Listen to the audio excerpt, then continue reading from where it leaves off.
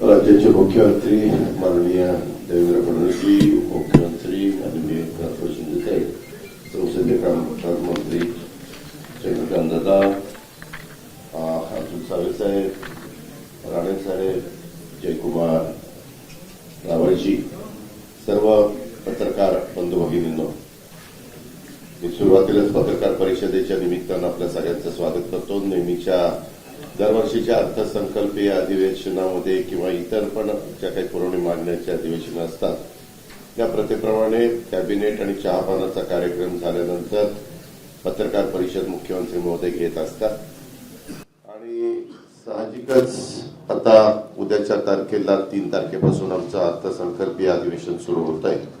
आपल्याला सगळ्यांना माहिती आहे की उद्या आम्ही पुरवणी मागण्या ठेवणार आहे आणि 10 तारखेला अर्थसंकल्प सादर करणार आहे. परंतु अलीकडच्या काळात अधिवेशनाच्या पूर्वसंध्येला नेहमीच आजपर्यंतची परंपरा होती की राज्याच्या मुख्यमंत्र्यांनी सर्व विरोधी पक्षाच्या सन्माननीय सदस्यांना बोलवायचं, विरोधी पक्ष नेत्याला बोलवायचं आणि निमंत्रित केल्यानंतर साधारण काय बाबा महत्वाचे प्रश्न आहेत, काय चर्चा करत विषयाची चर्चा करायची वगैरे साधक बाधक चर्चा होत होती. परंतु अलीकडे एक अलिखित प्रथेप्रमाणे चहापानाला न येण्याचा निर्णय घेतला गेलेला आहे. वास्तविक सरकार नवीन येत असतात, जनतेच्या मनात असेल ते जनता बदल करत असते. काही चांगलं काम केलं तर पुन्हा जनता त्या सरकारला पुन्हा संधी देत असते. असं असलं तरी देखील आम्हाला प्रचंड मोठ्या प्रमाणावर बहुमत मिळालेलं आहे, ही वस्तुस्थिती खरी आहे आणि आमचा सगळ्यांचा प्रयत्न महायुतीचं सरकार चांगलं चालावं, प्रश्न व्यवस्थितपणे त्या ठिकाणी सुटावे या प्रकारे आमचं सगळ्यांचं कामकाज चाललेलं आहे. राज्यासमोरच्या महत्वाच्या प्रश्नावर चर्चा पण महायुतीचं सरकार चांगलं चालावं, प्रश्न व्यवस्थितपणे त्या ठिकाणी सुटावे या प्रकारे आमचं सगळ्यांचं कामकाज चाललेलं आहे. राज्यासमोरच्या महत्वाच्या प्रश्नावर चर्चा पण आम्हाला विरोधी पक्ष नेत्यांची आणि सदस्यांच्या बरोबर करायची होती. परंतु त्यांनी भलं मोठं पत्र, यावेळेसचं पत्र तर आजपर्यंत जेवढे काही विरोधी पक्ष नेते होऊन गेले त्याच्यातलं सगळ्यात मोठं पत्र आज आम्हाला त्यांनी मुख्यमंत्री महोदयांना आणि सरकारला दिलेलं आहे. अधिवेशनाच्या पहिल्या दिवशी राज्यपाल महोदय देखील संयुक्त सभागृहाला अभिभाषण सादर करतील आणि नंतर पुरवणी मागण्या अशा प्रकारचं आमचं ते कामकाज होणार आहे. आमची प्रत्येक गोष्टीला उत्तर देण्याची तयारी आहे. आम्ही कुठेही त्याच्यामध्ये आमचं प्रचंड बहुमत आहे. 237-38 आमदारांचं, म्हणजे फक्त साधारण 50च आमदार समोर विरोधी पक्षाकडे आहेत. म्हणून बहुमताच्या जोरावर कामकाज रेटायचं हे अजिबात आम्ही करणार नाही. आमचा तो इरादा पण नाही. आम्ही त्याच्यामुळे अधिवेशन 4 आठवड्याचं ठेवलेलं आहे. उलट पहिल्या आठवड्यामध्ये जागतिक महिला दिन असल्यामुळे 8 तारखेला पण अधिवेशन ठेवून पुण्यश्लोक अहिल्यादेवी होळकरांची 300वी जयंती असल्यामुळं त्याला एक वेगळं महत्व आहे आणि म्हणून ती पण चर्चा आम्ही त्या दिवसभर शनिवारीचा दिवस असताना देखील ठेवलेली आहे. अशा प्रकारे महायुतीचं सरकार, राज्याचे मुख्यमंत्री आणि त्यांची सगळी टीम हे प्रत्येक प्रश्नाला उत्तर देण्याच्या तयारीमध्ये आहे. आता आरोप प्रत्यारोप होत असतात. आरोपात तथ्य असेल तर जरूर त्याची दखल घेतली जाईल. परंतु कारण नसताना विरोधाला विरोध करायचा म्हणून जर आरोप केले गेलेले असले तरी त्याला किती महत्व द्यायचं हे पण तशा पद्धतीनं ठरवलं जाईल. असं साधारण हे अधिवेशन चालवण्याचा मुख्यमंत्र्यांचा आमचा सगळ्यांचा विचार आहे आणि त्या प्रकारे अधिवेशन सगळ्या बिलं जी येतील ती पण बिलं चर्चेला यावी, त्याच्यात चर्चा साधक बाधक व्हावी, त्याच्यातनं काही चांगल्या सूचना आल्या तर त्या सूचनेचा पण आम्ही आदर करायला तयार आहोत. अशा या प्रकारे हे सगळं अधिवेशन पार पाडण्याचा निश्चय हा महायुतीच्या सरकारने केलेला आहे. धन्यवाद.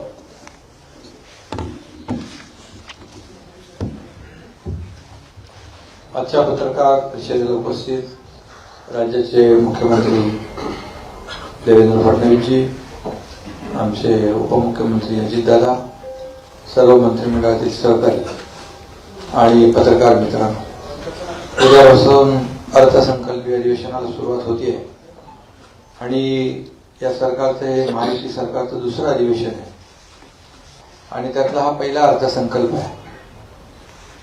सरकारची टर्म नवीन असली तरी सुद्धा आमची टीम जुनीच आहे फक्त आमच्या दोघांच्या खुर्च्यांची बदलाबदल झाली. अजितदादांची मात्र फिक्स आहे. दादाचं बरं आहे. No tension. तुम्हाला फिक्स करता आले नाही त्याला मी काय करू. पण ठीक आहे, आम्ही अंडरस्टँडिंग आमची रोटेटिंग चेअर आहे. अंडरस्टँडिंग. पण अजितदादा अर्थसंकल्प पुन्हा मांडतील आणि या अर्थसंकल्पात देखील आपण अजितदादा मांडतील, पण विरोधकांचं काय, ते काय मांडणार. त्यांचा तर व्यर्थ संकल्प सुरू आहे. आणि नुसत्या आता अजितदादांनी सांगितलं की आता सगळ्यात जास्ती आता यांची कागद आलेत का. मोठं सगळ्यात मोठं पत्र आहे. सगळ्यात मोठं पत्र म्हणजे आमदारांची संख्या कमी झाली म्हणून मोठं पत्र का. 1 2 7 4 अंतिम आठवडा का डबल अंतिम आठवडा दिलाय. 6 7 8 9 म्हणजे आतापर्यंतच्या सगळ्यात जास्ती म्हणजे आतापर्यंत काय म्हणत होतो आपण अंतिम आठवडा अर्थसंकल्प, आता डबल अंतिम आठवडा अर्थसंकल्प आहे. ठीक आहे, चांगली प्रगती आहे आणि विरोधी पक्ष नेता होऊ शकत नाही एवढं देखील जनतेने त्यांचं काम करून ठेवलंय. असू द्या, मी काय त्याच्यावर टीका करत नाही. आम्हाला गेल्या 2.5 वर्षामध्ये महायुतीने, आमच्या टीमने चांगलं काम केलं आणि म्हणून महायुतीला दणदणीत विजय मिळाला. 232, आता अजितदादांनी सांगितलं 232 आमदार निवडून आले. 237 हा धरून बाकी 237 म्हणजे लँडस्लाईड विक्ट्री मॅन्डेट जनतेने दिला आम्हाला. तरी सुद्धा कुठल्याही परिस्थितीमध्ये आम्ही हुरळून जाणारे नाही आणि लँडस्लाईड विक्ट्री मिळाली म्हणून आमच्या डोक्यात हवाही जाणार नाही. आम्ही जमिनीवरचे कार्यकर्ते आहोत आणि म्हणून जास्त विजय मिळाल्यामुळे आता आमची जबाबदारी देखील जास्त वाढलेली आहे.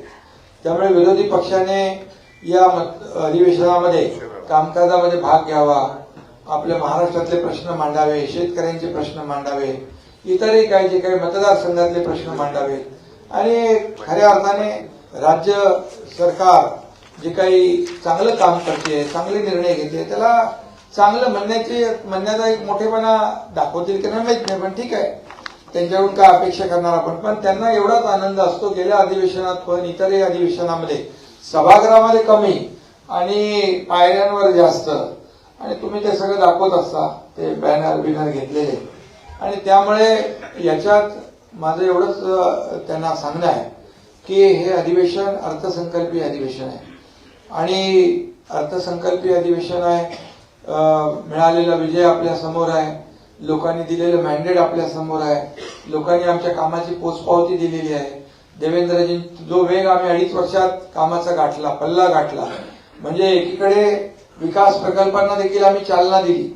महाविकास आघाडीने बंद पाडलेले प्रकल्प आम्ही सुरू केले, त्याचे काही मी चर्चा करत नाही, पण तुम्हालाच माहित आहे मुंबईतले 4-5 प्रकल्प आपण पाहिले. कोस्टल असेल, अटल सेतू असेल, मेट्रो असेल, कारशेड असेल, असे अनेक प्रकल्प आपण पुढे नेले. बाकी तर खूप मोठ्या प्रमाणावर प्रकल्पांना आपण चालना दिली. सिंचनाचे प्रकल्प जे देवेंद्रजी मुख्यमंत्री होते तेव्हा जलयुक्त शिवार योजना असेल किंवा सिंचनाचे प्रकल्प आहेत ते महाविकास आघाडी सरकार आल्यानंतर त्यांनी बंद पाडले. मी मुख्यमंत्री झाल्यानंतर पुन्हा ते सुरू केले. मग त्या मराठवाडा वॉटर ग्रीड, विदर्भाचे प्रकल्प असतील, मराठवाड्याचे प्रकल्प असतील, जे शेतकऱ्यांसाठी एकही सिंचन प्रकल्पाला त्यांनी मान्यता, मला वाटतं 2-3 प्रकल्पांना दिली आणि आम्ही जवळपास 121 का 143 सिंचन प्रकल्पांना आम्ही मान्यता दिली. हे गेल्या 2.5 वर्षामध्ये. आणि जो कामाचा वेग आहे, एकीकडे विकास प्रकल्प आम्ही केले, दुसरीकडे कल्याणकारी योजना केल्या, लोकाभिमुख योजना, लाडक्या बहिणीसारख्या अनेक योजना केल्या. आता जो वेग 2.5 वर्षात होता देवेंद्रजींच्या आता नेतृत्वाखाली आम्ही टीम म्हणून तो वेग अधिक वाढवणार आहोत. आणि म्हणून सर्वसामान्य लोकांच्या जीवनामध्ये बदल घडवण्याचं काम आमचं सरकार, जे सर्वसामान्यांचं सरकार आम्ही म्हणतो, ते आम्ही करून दाखवलं आणि सर्वसामान्यांच्या आयुष्यामध्ये चांगले दिवस आणण्याचा प्रयत्न केला. तर यापुढे देखील या राज्याला पुढे नेणं हाच आमचा अजेंडा आहे आणि त्यामुळे या अजेंड्याप्रमाणे आम्ही जे काही केलंय ते आपल्याला सगळ्यांना माहित आहे. या देखील अर्थसंकल्पामध्ये त्याचं प्रतिबिंब अजितदादा अर्थसंकल्प मांडतील. त्यांना अर्थसंकल्प मांडण्याचा अनुभव गेल्या अनेक वर्षांचा आहे आणि या अर्थसंकल्पात देखील सर्वसामान्य माणसाला आणि राज्याच्या विकासाचं प्रतिबिंब नक्कीच उमटलेलं या ठिकाणी दिसेल आणि राज्याची जी काही वेगवान वाटचाल आहे ती अधिक वेगाने म्हणजे खऱ्या अर्थाने दुप्पट क्षमतेने आणि चौपट वेगाने या ठिकाणी आम्ही करू. त्याची सुरुवात मुख्यमंत्री महोदयांच्या नेतृत्वाखाली झालेली आहे आणि त्यामुळे यामध्ये आमची जी काही दररोज बातम्या येत असतात त्या बातम्यांकडे काय आम्ही लक्ष देत नाही. म्हणजे बातम्या जे तुमच्याकडे नाही, जे बातम्या देणारे आहेत त्यांच्याकडे. कारण त्यांनी तर आमच्यावर आरोपच केलेत. आतापर्यंत 2.5 वर्षामध्ये एकही दिवस असा गेला नाही की आरोपाशिवाय गेला. सरकार आता बदललं, लोकांनी शिक्कामोर्तब केलं. ते लोक म्हणाले की आता निवडणूक आयोगाने आम्हाला फसवलं, सुप्रीम कोर्टाच्यावर आरोप केले, मग ईव्हीएमवर आरोप केले. जेव्हा ते जिंकतात तेव्हा ईव्हीएम चांगली, जेव्हा हरतात तेव्हा ईव्हीएमवर दोष देतात. हे सगळं करत करत आतापर्यंत आलं. परंतु आम्ही कुठल्याही आरोपाने कामाने उत्तर दिलेलं आहे. यावेळी देखील आम्ही काम करत राहणार. त्यांच्या सर्व प्रश्नांची उत्तरं द्यायला सरकार समर्थ आहे. त्यांनी साधक बाधक चर्चा केली पाहिजे आणि या ठिकाणी या जनतेसाठी आपण जे काय अधिवेशन घेतो त्यांना आपल्याला न्याय दिला पाहिजे. आणि बाकी चहापानाच्यावर तर त्यांनी नेहमीप्रमाणे बहिष्कार घातलेला आहे. परंतु चहापान म्हणजे एक संवाद असतो, चर्चा असते. परंतु विरोधी पक्षाने तो कायम आपला जो काय हट्ट आहे तो कायम ठेवलेला आहे.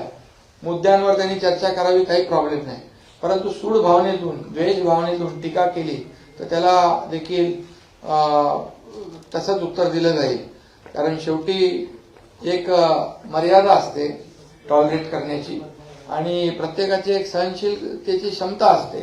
त्यामुळे विकासाच्या बद्दल बोलावं, राज्याचा विकास सुरू आहे, विकासामध्ये त्यांनी सहभागी व्हावं. तेच रडगाणं गाण्यापेक्षा आमच्यासोबत विकास गाणं गावं. आम्ही त्यांचं स्वागत करू. कारण शेवटी विरोधी पक्ष आणि सत्ताधारी पक्ष जे आहे ही रथाची 2 चाकं आहेत. आम्ही विरोधी पक्षाला कमी हे मोजत नाही किंवा त्यांना अंडर एस्टिमेट पण करत नाही. त्यांची संख्या जरी कमी असली तरी शेवटी आम्ही नाही केलं, ते जनतेने केलं. जनतेने हे सगळं जो काही निकाल दिलेला आहे ते म्हणाले जनतेच्या दरबारात जाऊ. आम्ही जनतेच्या दरबारात तेही गेले, आम्हीही गेलो. आणि मग आमचं म्हणाल किंवा अजितदादांचं म्हणाल तर आता खरी शिवसेना आणि खरी राष्ट्रवादी याच्यावर जनतेने शिक्कामोर्तब केलेलं आहे. त्यामुळे मला या ठिकाणी जास्त काय बोलायचं नाही. पण मला एवढंच सांगायचं आहे की ज्या काही बातम्या मुद्दामून या ठिकाणी पेरल्या जातात त्या आम्हालाही कळतात आणि ज्याच्याशी कोणाला संबंध नाही त्याचंही नाव जोडलं जातं. आणि म्हणून तुम्ही पण एक बाजू ऐकून तसंच तुम्ही बातम्या देत असता. त्यामुळे काय, ज्यांच्यावर विश्वास नाही लोकांचा, ज्यांची विश्वासार्हता संपलेली आहे ते खोट्या बातम्या देतात आणि तुम्ही खोट्या बातम्या छापता.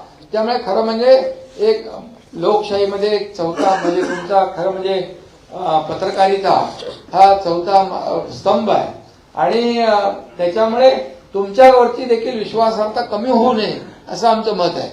त्यामुळे आपण देखील बातम्या ब्रेकिंग न्यूज वगैरे हे सगळं आपण करतो, पण तुम्ही ब्रेकिंग न्यूज किती दिलं तरी आमच्यामध्ये काय ब्रेक होणार नाही.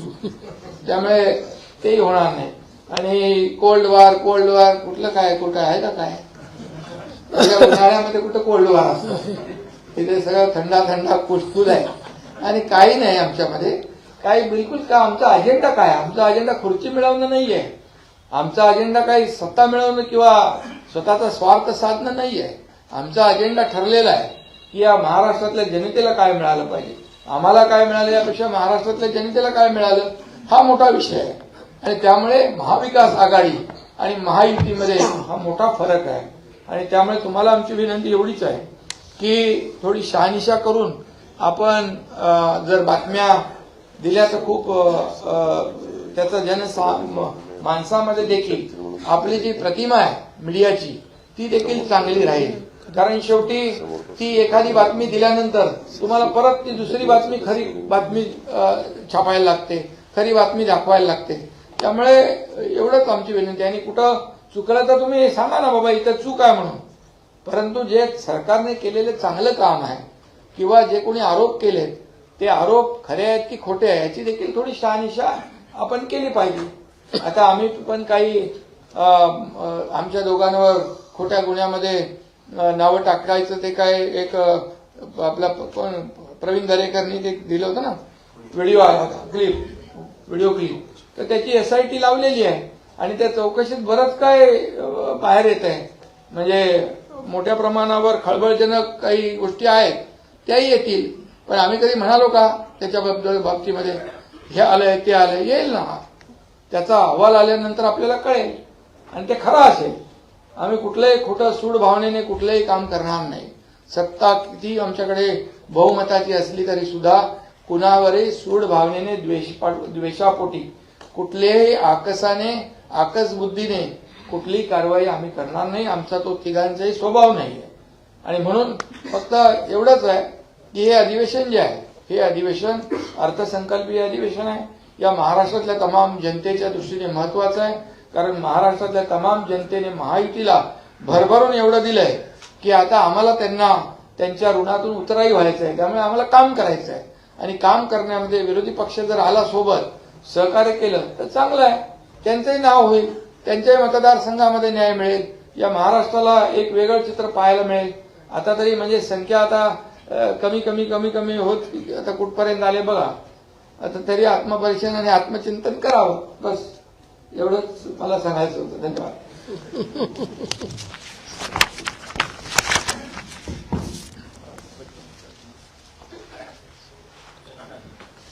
माननीय उपमुख्यमंत्री शिंदे साहेब, माननीय अजितदादा पवार, मंत्रिमंडळातील आमचे सर्व सहकारी आणि पत्रकार भगिनी बंधूंनो, सर्वप्रथम आज रणजी ट्रॉफीमध्ये विदर्भाच्या संघाने केरळवर मात करून रणजी ट्रॉफी आपल्या राज्यामध्ये आणली, त्याबद्दल मी विदर्भाच्या टीमचं सर्व प्लेयर्सचं अतिशय मनापासून अभिनंदन करतो.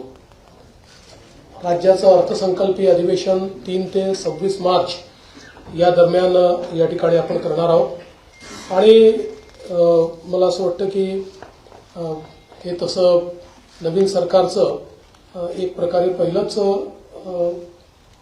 अर्थसंकल्पीय अधिवेशन आहे आणि जसं दादांनी सांगितलं की आम्ही कुठेही अधिवेशन आटपून टाकावं अशा मानसिकतेत न राहता त्या ठिकाणी नीट 4 आठवड्याचं अधिवेशन हे आपण आयोजित केलं आहे. आज ज्याचा उल्लेख या ठिकाणी झाला की विरोधी पक्षाने एक 9 पानाचं पत्र दिलेलं आहे. त्याच्यामध्ये 9 नेत्यांची नावं आहेत. त्यातल्या 2 नेत्यांनी सह्याच केलेल्या नाहीत. एक नाव जर आम्ही शोधतोय की नेमके ते आमदार आहेत का नाही आहेत, तर म्हणजे असतील कदाचित, पण आमच्या काही लक्षात येत नाही. आता आम्ही जरा ते शोधायला पाठवलेलं आहे की बाबा ते कोण आहेत नेमके.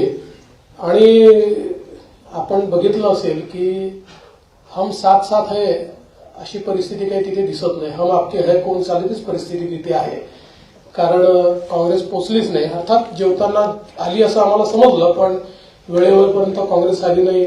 रोहित पवारांनी काहीतरी ट्विट केलं, मला वाटतं त्यांनी पण काहीतरी आपली काय नाराजी व्यक्त केली आहे. पण वडेट्टीवार नाही, नाना पटोले नाही, जयंत पाटील नाही, कोणीच नाही. त्याच्यामुळे एकूणच हे कशा पद्धतीनं विरोधी पक्षाचं कामकाज चाललेलं आहे हे आपण बघितलं पाहिजे. खरं तर चहापानावर त्यांनी बहिष्कार घातला. आत्ता त्यांना ही संधी होती, जेव्हा नवीन सरकार बनतं त्यावेळी पहिल्या अधिवेशनाला बाबा एक सकारात्मक चर्चा आपण करूया अशा प्रकारची संधी होती. त्यांनी संवाद स्थापित करावा असं आपल्या पत्रकार परिषदेत म्हटलं, पण संवादाचं सगळ्यात मोठं माध्यम जे होतं, आम्ही त्यांना चहापानाला निमंत्रित केलं होतं, म्हणजे संवादालाच निमंत्रित केलं होतं, पण त्याच संवादावर त्यांनी बहिष्कार टाकला. म्हणजे मला याचा अर्थच समजला नाही की संवादावर बहिष्कार टाकायचा आणि संवाद साधा अशा प्रकारे त्या ठिकाणी पत्रकार परिषदेत म्हणायचं. पण मला असं वाटतं की काही हरकत नाही. त्यांनी ऍक्च्युली हे जे काही 9 पानी पत्र दिलेलं आहे, या पत्रात संपूर्ण पत्र हे वर्तमानपत्राच्या बातम्यांवर आधारित आहे. तर त्या बातम्यांसोबत त्यांनी सरकारने दिलेला खुलासा जरी वाचला असता तरी 9 पानाचं पत्र अर्ध्या पानात त्यांना निश्चितपणे देता आलं असतं. पण हरकत नाही, त्यांनी पुन्हा हे सगळे मुद्दे जर हाऊसमध्ये मांडले तर आम्ही त्याची उत्तरं त्या ठिकाणी देण्याकरता तयार आहोत. दोन महत्वाच्या चर्चा आपण या सभागृहामध्ये ठेवलेल्या आहेत. 8 मार्चला पुण्यश्लोक अहिल्यादेवी होळकर यांच्या 300व्या जन्मशताब्दीच्या निमित्ताने एक चर्चा आपण ठेवली आहे, ज्याच्यामध्ये महिला दिन असल्यामुळे सक्षमीकरणाचा जो सगळा मुद्दा आहे त्या अनुषंगाने ही चर्चा एक सकारात्मक अशा प्रकारची चर्चा आहे.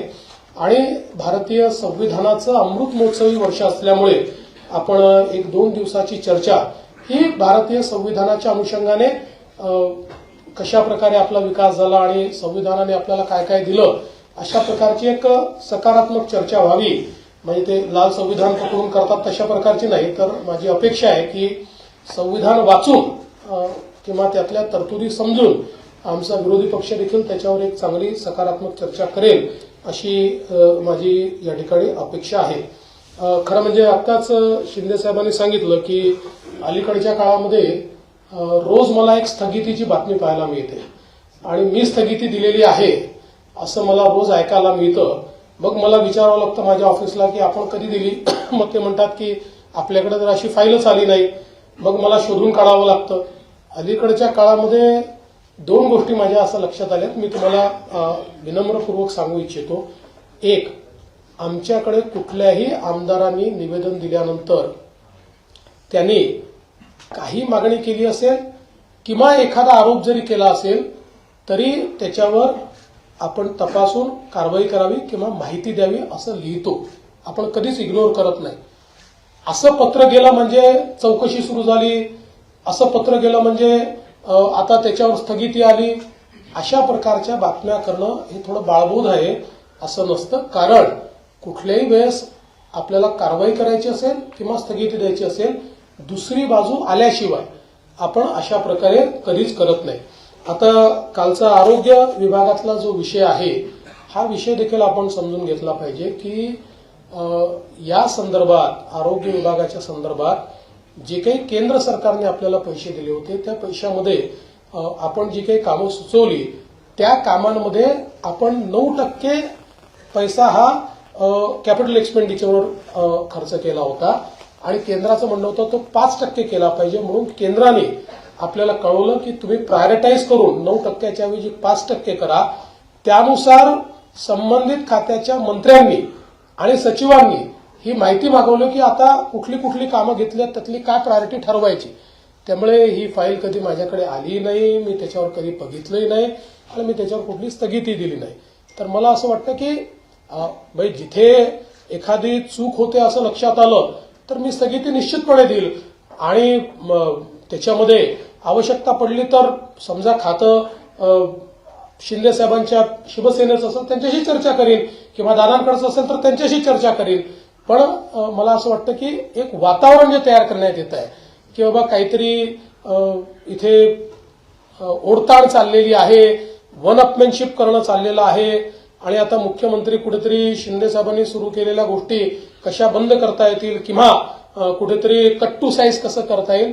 तर मला असं वाटतं की हे अतिशय चुकीचं आहे आणि माझी आपल्याला एका गोष्टीची अगदी विनम्रतापूर्ण विनंती आहे की आणि हे तत्वही आहे की आपल्याकडे एखादी बातमी आली तर दुसरी बाजू घेतल्याशिवाय ती बातमी आपण छापत नाही. आम्ही नाही दिली, समजा आम्हाला मागितली, सरकारला मागितली, आम्हाला मागितली आणि आम्ही सांगितलं की आम्हाला नाही बोलायचं तर सिंगल बाजू आली पाहिजे.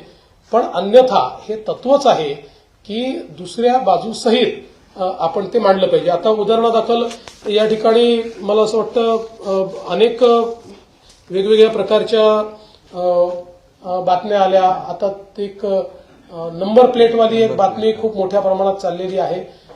त्या संदर्भातही बातमी खूप मोठी आली पण त्याच्यावरचा खुलासा मात्र काही सगळ्यांनी दिला नाही. कारण इतर राज्यांनी रेट ठरवला एक्सक्लुडिंग जीएसटी आणि एक्सक्लुडिंग फिक्सिंग चार्जेस आणि महाराष्ट्राने रेट ठरवताना इन्क्लुडिंग जीएसटी आणि इन्क्लुडिंग फिक्सिंग चार्जेस. आता त्यांचा जीएसटी आणि फिक्सिंग चार्जेस जर आपण बघितले तर आमच्याकडे कंपॅरेटिव्ह स्टेटमेंट आहे. कुठल्याही राज्यापेक्षा आपण पुढे नाहीत. सगळ्या राज्यांचे कंपेरेबल रेट्स आपल्या रेटमध्ये 1-2 याच्यात तर 5-10% काही राज्यांपेक्षा कमीच आहोत आपण. त्यामुळे मला असं वाटतं की हा विषय समजा ही सगळी आहेच आता म्हणजे याच्यामध्ये आपण जर बघितलं तर आता समजा टू व्हीलर करता आंध्र प्रदेश 451 आहे, बिहार 451 आहे, गोवा 465 आहे, गुजरात 468 आहे, त्याच्यानंतर हरियाणा, हिमाचल प्रदेश, कर्नाटक 451 आहे, मध्य प्रदेश, मेघालय, एनसीटी, दिल्ली 465, 468 आहेत, ओडिशा तर 506 आहे, छत्तीसगड, चंदीगड, यूटी पण 506 आहे, वेस्ट बेंगॉल 506 आहे, महाराष्ट्र 450 आहे. म्हणजे या सगळ्या राज्यांपेक्षा जेव्हा आपण यांचं एकत्रितपणे त्या ठिकाणी बघतो त्यावेळी आपल्या असं लक्षात येतं हे कमी आहे. तर कुठलीही बातमी छापणं आपला अधिकारच आहे किंवा आम्ही काही चूक करत असू तर अंकुश ठेवणं हे चौथ्या स्तंभाचं कामच आहे. फक्त आमची विनंती त्यात एवढीच आहे की आपण सरकारची बाजू सोबत दिली तर त्यातनं जे काही कन्फ्युजन्स आहेत ते कन्फ्युजन होत नाही. कारण आपल्याला माहिती आहे की आजकाल डिजिटल मीडियामुळे ती बातमी 5 मिनिटात इतक्या ठिकाणी चालली जाते की या सगळ्या ठिकाणी त्याचे मग खुलासा देता देता आमच्या देखील नाकी नऊ येतात. तर मला वाटतं निश्चितपणे आपण हा प्रयत्न केला पाहिजे. खरं म्हणजे आजच्या पत्रामध्ये काही गोष्टी या ठिकाणी मांडलेल्या आहेत आणि छत्रपती शिवाजी महाराजांच्या बद्दल अवमानकारक कोणी वक्तव्य करताय आणि त्याला सरकार कोणालाही वाचवणार नाही. छत्रपती शिवराय हे आमचं आराध्य दैवत आहे आणि कोणीही त्यांच्या विरुद्ध चुकीचं बोललं तर कारवाई होणार म्हणजे होणारच. पण मला कधी कधी आश्चर्य वाटतं की बोलणारे कोण आहेत. तर औरंगजेबाचा महाल जुना झालेला आहे त्याचं संवर्धन करा अशी मागणी करणारे किंवा अफजल खानच कसा मोठा होता आणि अफजल खानामध्ये शिवाजी कसे मोठे झाले हे सांगणारे आणि इशरत जहाच्या नावाने रुग्णवाहिका सुरू करणारे अशा लोक त्या ठिकाणी जर आम्हाला छत्रपती शिवाजी महाराज काय ते सांगत असतील तर त्यांच्याकडनं आम्हाला महाराज समजून घ्यायचे नाहीत. आम्हाला महाराज पुरेपूर माहिती आहे आणि महाराजांनी जो मार्ग दाखवलेला आहे त्या मार्गानेच काम करणारे आम्ही आहोत. आम्ही तर पहिल्या दिवशी सांगितलं की आम्ही तिघही मुख्यमंत्री उपमुख्यमंत्री म्हणून नाही छत्रपती शिवरायांचे मावळे म्हणून या ठिकाणी काम करतो. त्यामुळे मला असं वाटतं की अशा प्रकारे विनाकारण काहीतरी गोष्टी सांगणं हे अत्यंत चुकीचं आहे. मला या निमित्ताने हे देखील सांगायचं आहे की आपण जो 100 दिवसाचा कार्यक्रम हातामध्ये घेतला तो अत्यंत यशस्वी होतोय आणि खूप चांगल्या प्रकारे त्याचं काम चाललेलं आहे. त्याचा परवा आम्ही तिघांनी मिट्टम आढावा घेतला आणि त्यामध्ये अनेक कार्यालयांनी इतकं चांगलं काम केलेलं आहे. म्हणजे शेकडो टन अशा प्रकारचा जो काही कचरा आहे किंवा कागद आहेत या कागदांची विल्हेवाट लावणं, नव्याने त्या ठिकाणी जे काही रेकॉर्ड आहे त्या रेकॉर्ड रूम्स तयार झाल्या, त्या रेकॉर्ड रूममध्ये नीट कागद गेली, सगळ्या कार्यालयांमध्ये मोठ्या प्रमाणात पाट्या लागल्या, वेळा त्या ठिकाणी ठरल्या, असं अनेकांनी चांगला कार्यक्रम घेतला. जुनी वाहनं निर्लेखित केली, ती सगळी जी काही घाण पडली होती ती सगळी वाहनं निर्लेखित करण्याचं काम केलं आणि अतिशय चांगलं काम केलं. आणि त्या दिवशी जवळपास आम्ही व्हीसीवर 7,000 ऑफिसेस घेतले होते. म्हणजे आपण जर विचार केला तिथे प्रत्येक ऑफिसमध्ये 2-3 लोकांचा विचार केला तर एक 20-21 हजार लोक हे या ठिकाणी व्हीसीच्या माध्यमातून आमच्याशी जुडले होते. आणि आता यांचं पूर्ण इव्हॅल्युएशन पुन्हा नव्याने आम्ही करणार आहोत आणि थर्ड पार्टी करणार आहोत. जी केंद्र सरकारची एक क्वालिटी काउन्सिल ऑफ इंडिया ही जी संस्था आहे त्या संस्थेला आम्ही आता याचं इव्हॅल्युएशन दिलेलं आहे. म्हणजे जेव्हा 100 दिवस पूर्ण होतील ते 100 दिवस समजा 14 एप्रिलला आपण ते पकडलेले आहेत पूर्ण होतील असं कार्यक्रम सुरू झाल्यापासून.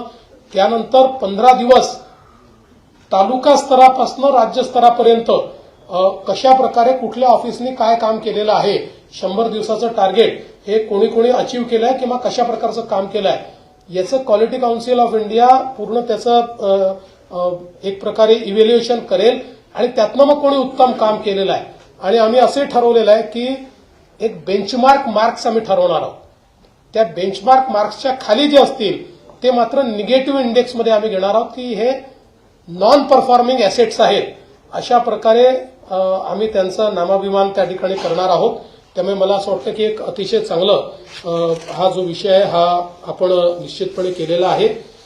या अधिवेशनामध्ये एकूण जी काही संयुक्त समितीकडे प्रलंबित विधेयक आहेत तर एकच विधेयक संयुक्त समितीकडे प्रलंबित आहे.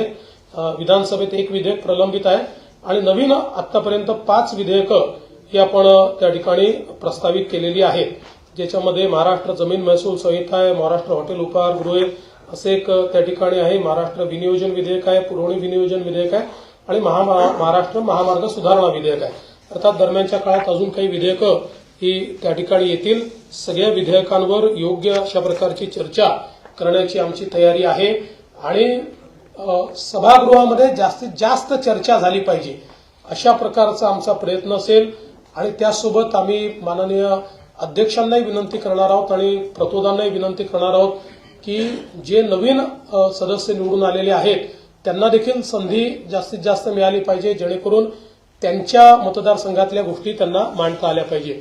एक गोष्ट अजून या ठिकाणी सांगतो की सोयाबीनच्या खरेदीच्या संदर्भात 10%च खरेदी झाली अशा प्रकारचं एक पत्रामध्ये लिहिलेलं आहे. खरं म्हणजे एक्झॅक्ट आकडा तर जयकुमारजी सांगतील मला, पण गेल्या 15 वर्षाच्या इतिहासातील सर्वाधिक खरेदी जी होती त्याच्यात 10 पट जास्त खरेदी झाली. त्यामुळे आजपर्यंत आता अक्षरशः गोडाऊनमध्ये जागा उरलेली नाही. तूर खरेदी करण्याकरता नव्याने खासगी गोडाऊन आम्हाला भाड्याने घ्यावे लागले. इतक्या मोठ्या प्रमाणात ही खरेदी आपण केलेली आहे. अजितदादा मांडणार आहेत. अतिशय चांगलं, अतिशय बॅलन्स बजेट हे या ठिकाणी आम्ही मांडू. जरीही वेगवेगळ्या योजनांचा स्ट्रेस हा आमच्या बजेटवर असला तरी आर्थिक शिस्त पाळण्याचा प्रयत्न हा आम्ही त्यातही केलेला आहे. आपली साधन संपत्ती कशी वाढवता येईल, कुठल्याही परिस्थितीमध्ये कॅपिटल एक्सपेंडिचरवर त्याचा परिणाम होणार नाही, कॅपिटल एक्सपेंडिचर करता काय वेगवेगळ्या पद्धती असू शकतील, अशा सगळ्या गोष्टींचा विचार करून एक बॅलन्स बजेट देण्याचा प्रयत्न या ठिकाणी आम्ही करतो आहोत. आणि आमच्या फ्लॅगशिप स्कीम्स कुठल्याच आम्ही त्या ठिकाणी लाडकी बहीण बंद होणार वगैरे असं काही नाही. त्याच्यामध्ये जसं आम्ही सांगितलं की नियमाच्या बाहेर जे आहेत त्यांनाच फक्त आम्ही त्या ठिकाणी एक प्रकारे, कारण आमच्या विरोधकांनी त्यातही लिहिलं 10 लाख कमी झाले वगैरे, तर त्याच्यामध्ये आपल्यावर CAGने टाकलेले बंधन आहे की एखादी स्कीम सुरू केल्यानंतर स्कीममध्ये बसणाऱ्यांनाच पैसे हे राज्य सरकारला देता येतात आणि स्कीमच्या बाहेरच्या लोकांना देता येत नाही. त्यामुळे तेवढ्यापुरतं आम्ही त्या संदर्भातली कारवाई केली आहे. बाकी देशामध्ये असं माझं मत आहे की अशा प्रकारच्या स्कीममध्ये सगळ्यात जास्त लोकांना एक प्रकारे शासकीय मदत देणारं राज्य हे महाराष्ट्र ठरणार आहे. त्यामुळे त्यात कुठेही कपात वगैरे ही महाराष्ट्रात केली जाणार नाही हा विश्वास मी देतो. आणि सत्तारूढ पक्ष, जसं शिंदे साहेबांनी सांगितलं, विरोधकांची संख्या कमी असली तरी आम्ही विरोधकांना कमी लेखणार नाही. विरोधकांना भरपूर चर्चेची संधी देऊ आणि त्यांनी उपस्थित केलेल्या प्रश्नांना योग्य प्रकारे सकारात्मक उत्तर देण्याचा प्रयत्न हा राज्य सरकारच्या वतीनं केला जाईल. मी पुन्हा एकदा आपल्या सर्वांचे मनापासून आभार मानतो.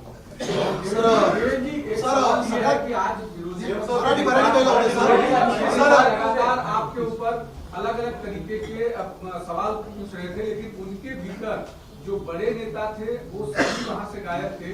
इसको कैसे देखते हैं? और एक दूसरा सवाल कानून व्यवस्था को लेकर के वो लगातार टारगेट कर रहे हैं. देखिए, आज विरोधी पक्ष को हमने चाय पान पर बुलाया था, लेकिन उन्होंने बहिष्कार डाला. उन्होंने एक बैठक की जिस बैठक में उनके कोई बड़े नेता नहीं पहुंचे. कांग्रेस के लोग बैठक समाप्त होने के बाद पहुंचे. एक 9 पन्ने का उन्होंने हमको पत्र दिया है जिसमें 9 लोगों के नाम है, 7 लोगों की साइन है.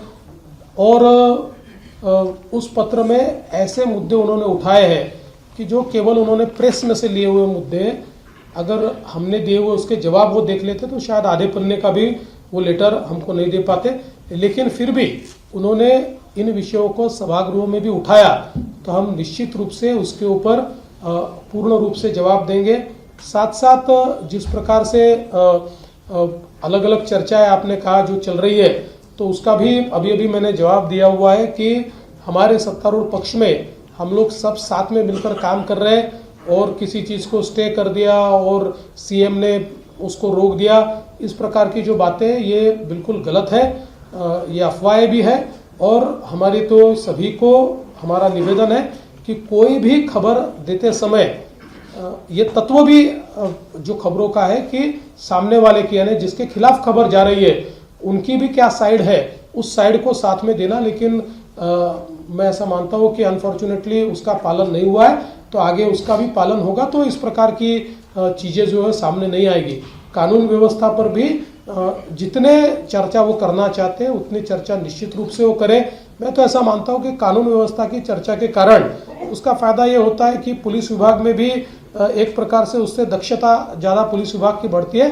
बाकी उनके हर मुद्दे को हम अच्छे तरीके से जवाब देंगे और अगर कोई अच्छा सजेशन वो देंगे तो सजेशन भी हम लोग मान्य करेंगे। सर, रक्षा खडसेंच्या मुलीच्या बाबतीत जो प्रकार झाला, जयंत पाटील आता ट्विट करत म्हणत आहेत की तुम्ही असं म्हटलेलं आहे की एका विशिष्ट पक्षाचे कार्यकर्ते या गुन्ह्यामध्ये सामील असल्याचं दिसून येत आहे।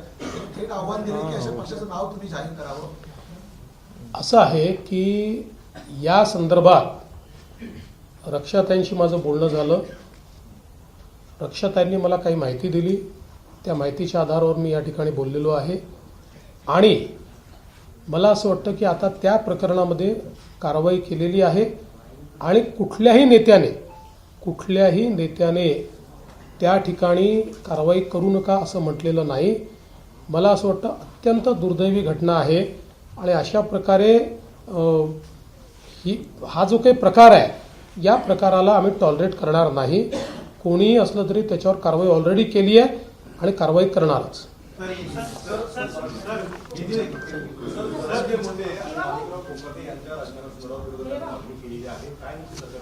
असं आहे की पहिली गोष्ट तर धनंजय मुंडेंच्या संदर्भात यापूर्वीच सरकारने आपली भूमिका स्पष्ट केलेली आहे आणि माणिकराव कोकाटेंच्या संदर्भात आपल्याला माहिती आहे की क्लोज फॉर ऑर्डर आहे। क्लोज फॉर ऑर्डर असल्यामुळे त्याच्यावर कुठली भूमिका आज आम्हाला मांडता येत नाही। जो काही न्यायालय निर्णय देईल तो निर्णय आमच्यावर बंधनकारक असणार आहे। त्यामुळे त्यांनी न्यायालयाने निर्णय दिल्यानंतरच आपल्याला याची कल्पना असेल की त्यांची जी काही शिक्षा आहे ती सस्पेंड झाली। आता जो काही तो जो निर्णय असतो त्याला स्थगिती ही जर त्या ठिकाणी न्यायालयाने दिली तर त्यांच्यावर कुठलीच कारवाई करण्याची आवश्यकता नाही। ती स्थगिती जर न्यायालयाने दिली नाही किंवा उच्च न्यायालयाने दिली नाही तरच हा प्रश्न त्या ठिकाणी निर्माण होतो। त्यामुळे न्यायालयाच्या अखत्यारीत आता आहे, क्लोज फॉर ऑर्डर आहे।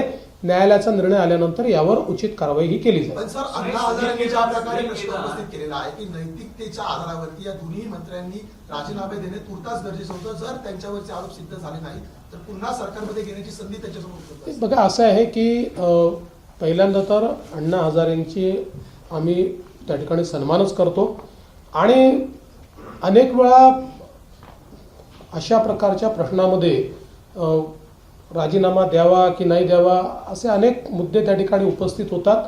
त्या संदर्भात भरपूर चर्चा आमच्याकडे झालेली आहे आणि त्या चर्चेअंतीच आता जे काही मी आपल्यासमोर वस्तुस्थिती मांडली ती वस्तुस्थिती मांडली आहे। कुठेही नैतिकतेचं अधःपतन झालेलं आहे असं जर लक्षात आलं तर मात्र आम्ही कोणालाही वाचवणार नाही। आम्ही थेट त्यांचे राजीनामे मागू।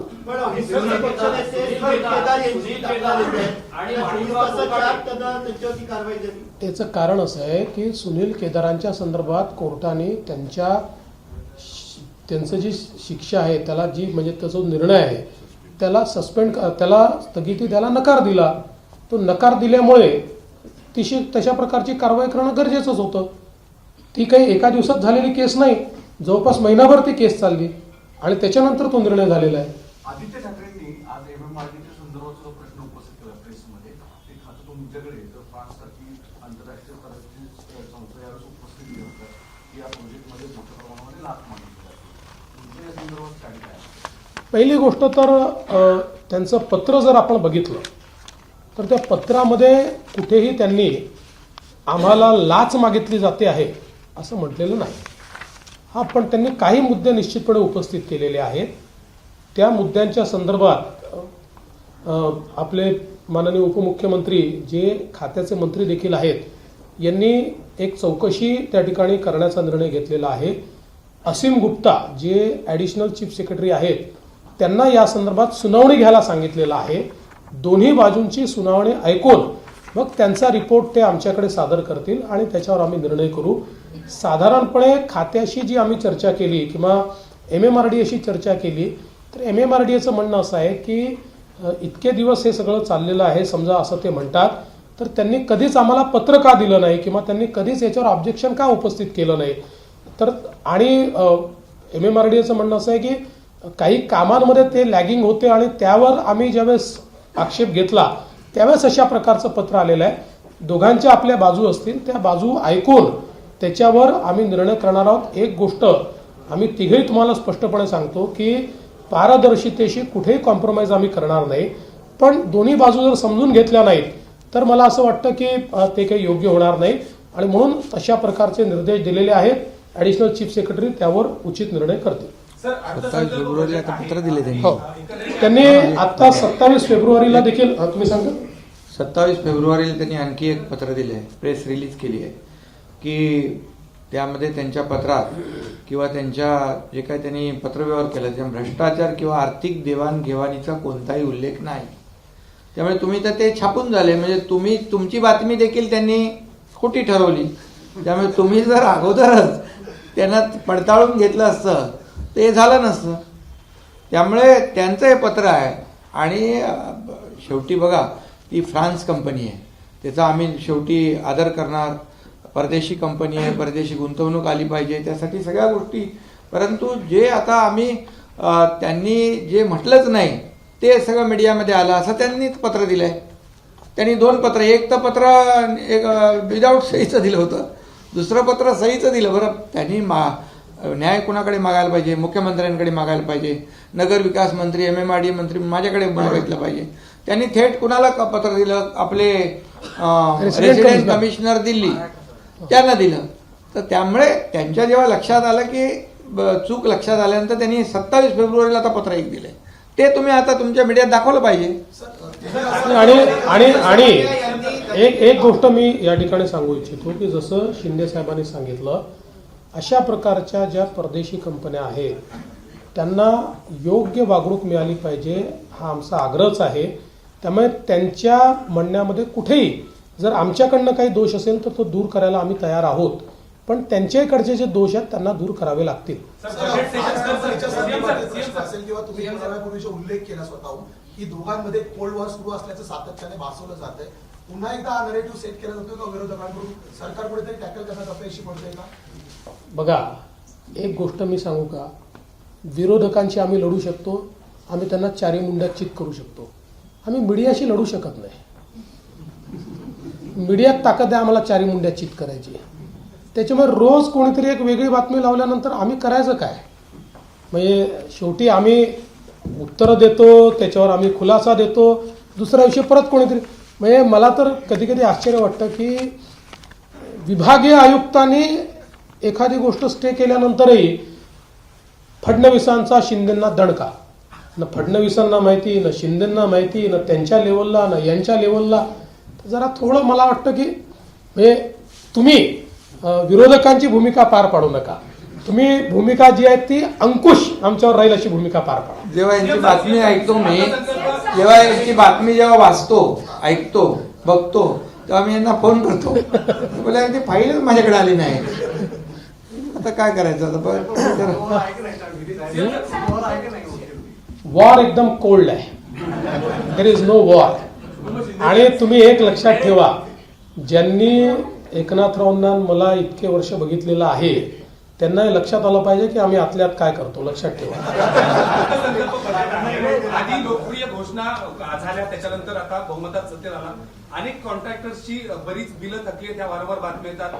आता हे बजेट आहे, पूर्ण ताकद आहे या सगळ्या लोकप्रिय घोषणा सगळ्या राहून देखील पूर्ण वर्षभर शिस्त लागणं, अर्थसंकल्प खास करून. निश्चितपणे आता जी काही थकलेली बिलं आहेत ती देण्याच्या संदर्भातला एक कार्यक्रम हा वित्तमंत्र्यांनी म्हणजे उपमुख्यमंत्री अजितदादांनी हातामध्ये घेतलेला आहे.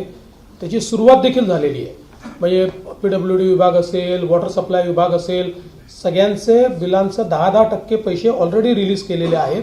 आणि 8 मार्चच्या बजेटनंतर उरलेले पैसे, कारण 10 मार्चच्या, कारण आपल्याला वर्षाच्या शेवटी या वर्षीचे बिलं भागवायला पुरवणी मागण्या मागाव्या लागतात. आपला नियम आहे, त्यानुसार त्या पुरवणी मागण्या जशा पूर्ण होतील तसं उरलेली बिलं देखील या ठिकाणी दिली जातील. अरे मी वाचतच नाही यार, तू काय, तुम्ही समजतच नाही, तुम्ही कशावर प्रतिक्रिया विचारता? मी पण वाचत नाही, पण त्याच्यामध्ये असं आहे की आम्ही शहा साहेबांना मी भेटलो पहाटे.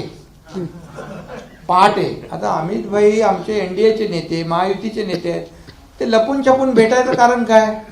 त्यांच्यासारखं आम्ही लपून छपून काम करत नाही. आम्ही दिवसा ढवळ्या काम करतो आणि त्यामुळे त्यांना आम्ही ती भेट 4 वाजताची पहाटेची भेट आता झालीच नाही. त्या भेटीचं वर्णन काय केलंय? संभाषण लिहिलंय. म्हणजे मी काय बोललो, त्यांनी काय उत्तर दिलं? मी तिथं साक्षीला होतो. 5व्या मजल्यावर त्यांची माझी रूम होती. मी आल्यावर एकनाथराव शिंदे साहेब आहेत म्हणून आम्ही दोघं बोलत बसलो होतो. मात्र एकनाथरावांनी मला भेटायला यायचं कटसी म्हणून त्यांना निरोप दिला होता आणि त्यावेळेस 10 वाजले होते, बरोबर?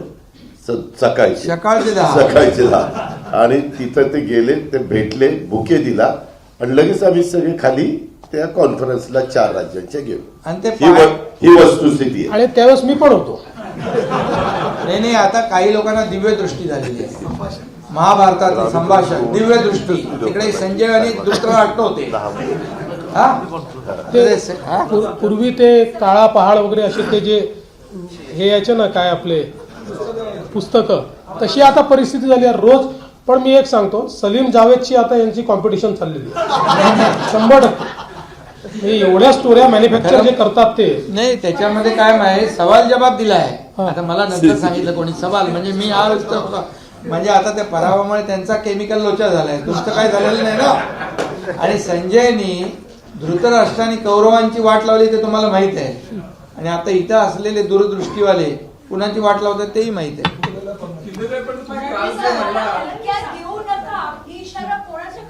काय काय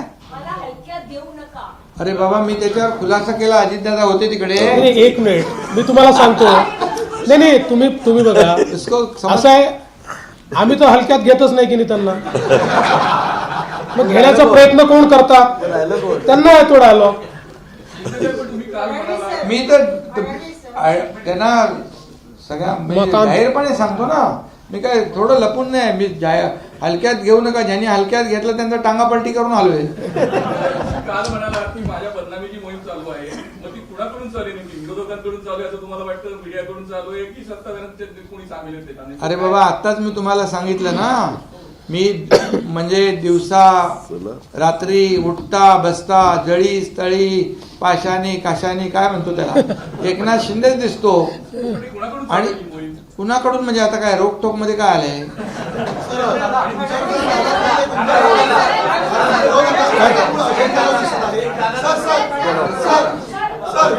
तुम्हाला प्रश्न आहे त्यांचा. एक मिनिट दादाला प्रश्न. कुठे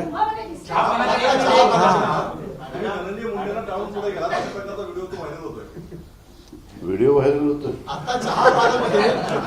अरे आमच्यासोबत चहा प्यायला गप्पा मारत होते दोघं, ते नाही दाखवलं तुम्ही. आता ते माझ्या बरोबरच होते आणि आता मुख्यमंत्री महोदय पु ल देशपांडे सभागृहाच्या उद्घाटनाला निघालेले आहे आणि त्यावेळेस धनंजय मुंडे माझ्या बरोबर आहेत. वाटल्यास आपण बरोबर चला.